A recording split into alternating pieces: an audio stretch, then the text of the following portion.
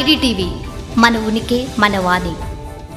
తెలంగాణ రాష్ట్ర రిజిస్ట్రేషన్ల శాఖ సేవల్లో స్లాట్ విధానం అమలుతో సంస్కరణలు చోటు చేసుకుంటున్నాయి. ఇటీవల ప్రారంభించిన ఈ స్లాట్ బుకింగ్ విధానం వల్ల రిజిస్ట్రేషన్ ప్రక్రియ వేగవంతంగా సరళంగా మారుతుంది. రాష్ట్ర వ్యాప్తంగా ఎంపిక చేసిన 22 సబ్ రిజిస్ట్రేషన్ కార్యాలయాల్లో పైలట్ ప్రాజెక్టుగా ఈ విధానం అమలైంది.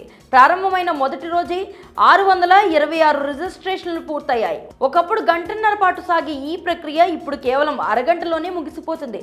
కొందరికైతే 10 నిమిషాల్లోనే రిజిస్ట్రేషన్ పూర్తవడం విశేషం. ఇది కార్యాలయాల్లో ఎదురయ్యే గందరగోళాన్ని తగ్గించడమే కాకుండా ప్రజలకు సమయాన్ని ఆదా చేసే విధంగా నిలుస్తుంది. ఈ కొత్త విధానంలో వినియోగదారులు ముందుగా registration.telangana.gov.in అనే వెబ్సైట్ ద్వారా తమకు అనుకూలమైన సమయానికి స్లాట్ బుక్ చేసుకుంటున్నారు. ఈ సమయానికి సంబంధిత కార్యాలయానికి హాజరై తమ దస్తావేజులు సమర్పిస్తే రిజిస్ట్రేషన్ వేగంగా పూర్తవుతుంది. పాత విధానంలో చివర్ల డాక్యుమెంట్లలో పొరపాట్లు ఉండడం వల్ల రిజిస్ట్రేషన్ తిరస్కారాలకు దారితీసేది.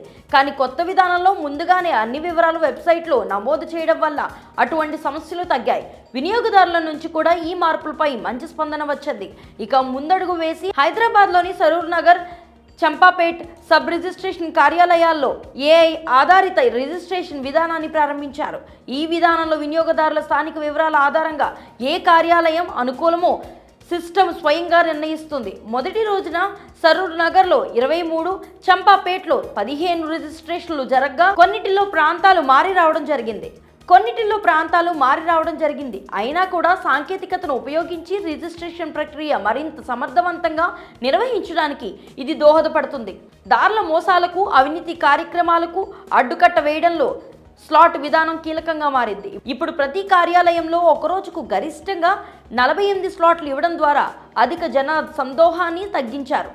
అవసరమైతే సిబ్బంది సంఖ్యను పెంచి స్లాట్ల సంఖ్యను కూడా పెంచే ఏర్పాట్లు చేస్తున్నారు.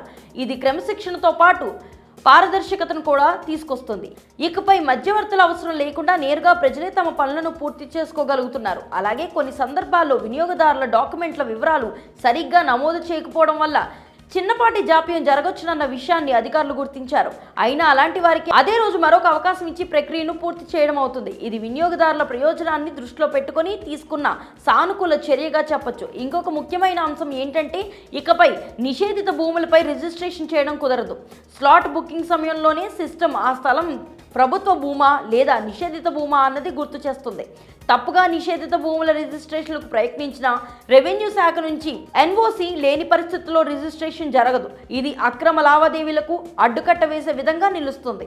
మొత్తంగా ఈ కొత్త స్లాట్ విధానం వల్ల రిజిస్ట్రేషన్ ప్రక్రియ వేగవంతం కావడం, పారదర్శకత పెరగడం, అవినీతి తగ్గడం, ప్రజలకు భద్రత కలగడం వంటి అనేక లాభాలు వస్తున్నాయి.